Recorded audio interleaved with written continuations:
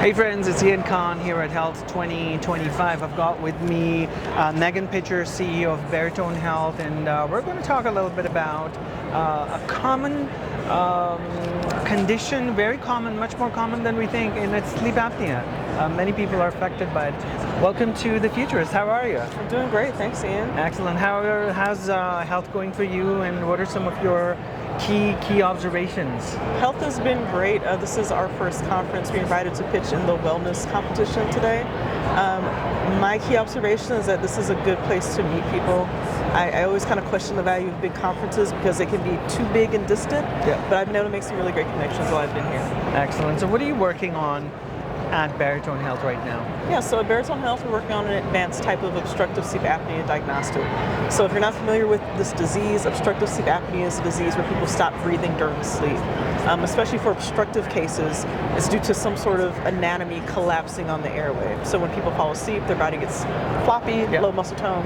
Same thing happens in the airway. The tongue can collapse in, the soft palate can collapse, the epiglottis can collapse.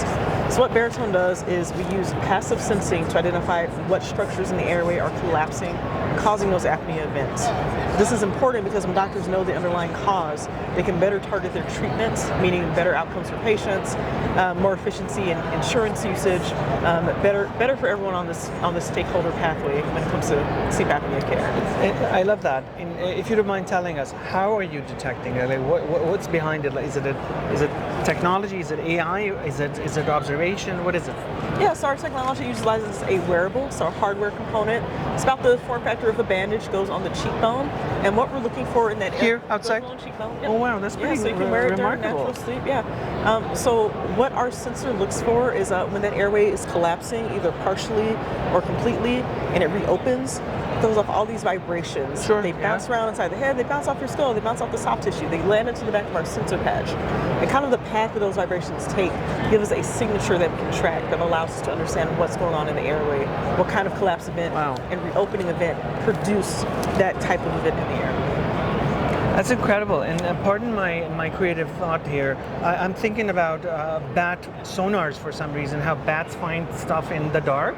They're using sonar. It's like there are so many different innovative uses of sound technology, and I'm hearing this a lot through our interviews, and this is remarkable. I've never heard this before, so that's really, really, really cool. I think it's remarkable without, let's say chewing on something or ingesting something, or you just put a patch on.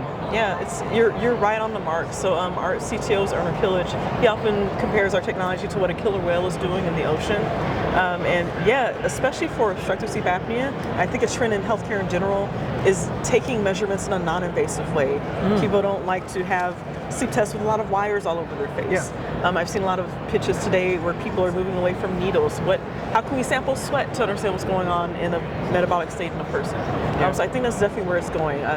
Wearables are huge. I was at a conference a couple of weeks ago and thinking about the impacts of wearables on healthcare, understanding all this data to not only understand health, but predict health and how people will respond when something is going to go wrong. Excellent. Where are you right now with your product? Are you out already? Is it testing, research, or people are using it? Yeah, we are moving. This is an interesting point for Baritone's history.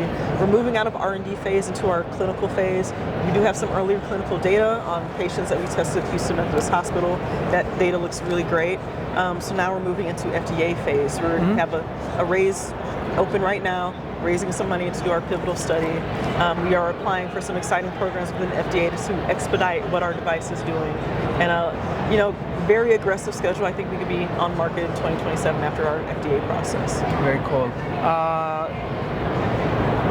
What are you seeing with respect to research within the sleep apnea kind of category of conditions? The CPAP machine is something that's been out there and a lot of people use it. Like, what else is there that's just been happening for many years, and hey, there's no innovation that's taking place?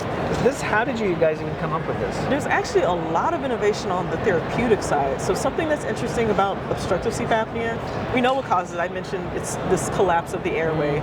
We have lots of ways to treat. There's CPAP, there's medications that are coming to market soon.